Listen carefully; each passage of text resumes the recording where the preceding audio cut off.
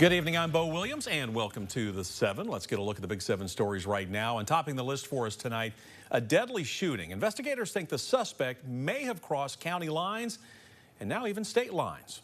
People in the Ewing area of Lee County have been asked now to shelter in place. This is in Virginia. According to Claiborne County Sheriff, a driver stopped in the Speedwell community and, well, left a baby at a house. That led to a chase into Lee County, Virginia. There, our Tri-Cities affiliate, WJHL, is reporting that people have been asked now to shelter in place after investigators found the vehicle abandoned in the Ewing community.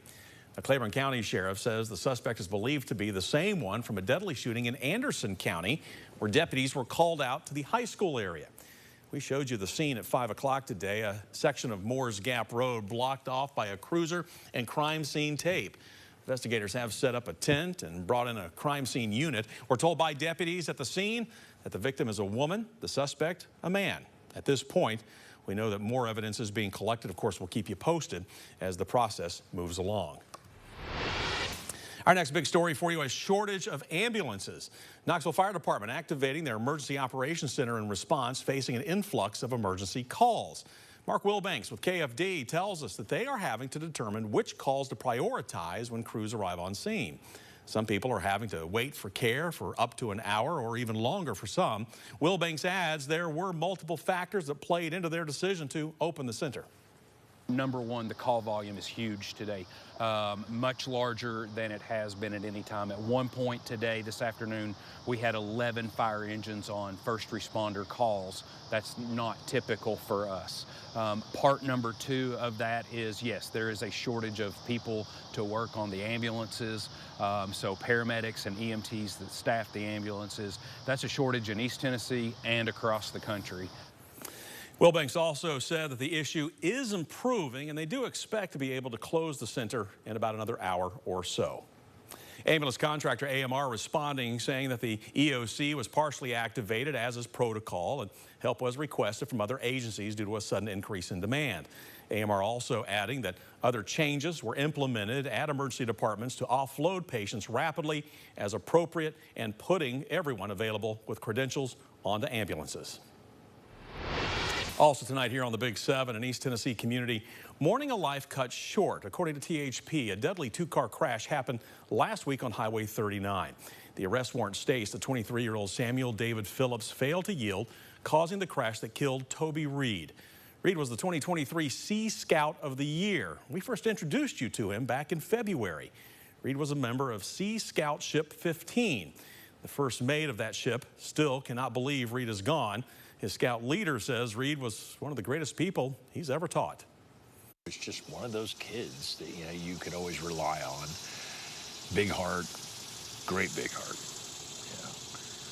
But it's sad to see someone like that go. Now, the arrest warrant states that Phillips, the driver of the other vehicle, admitted to drinking several beers prior to driving. He is facing a slew of charges, including vehicular homicide.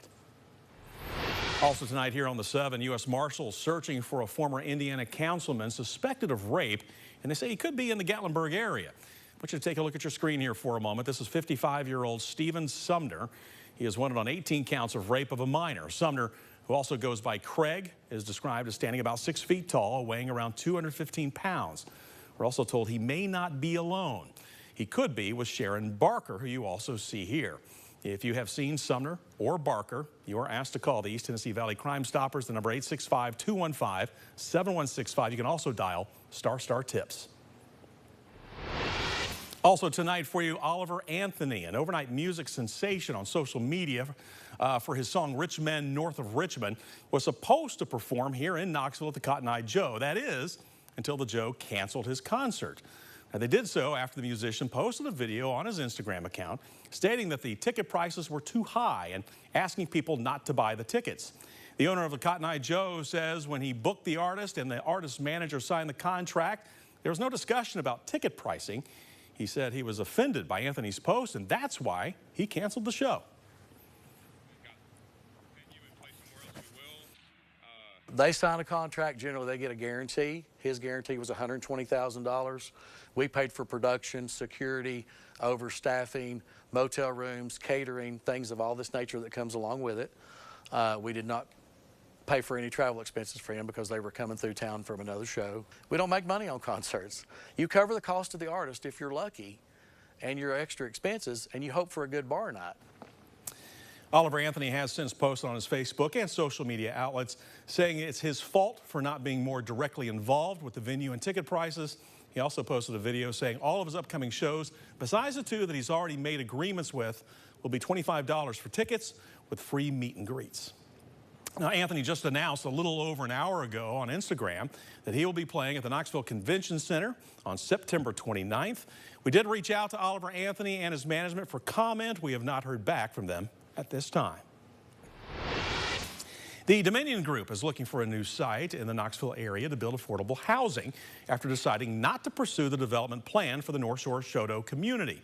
Now, we've been reporting on the proposed affordable housing that was to be located off North Shore Drive, which is just outside of Farragut's boundary.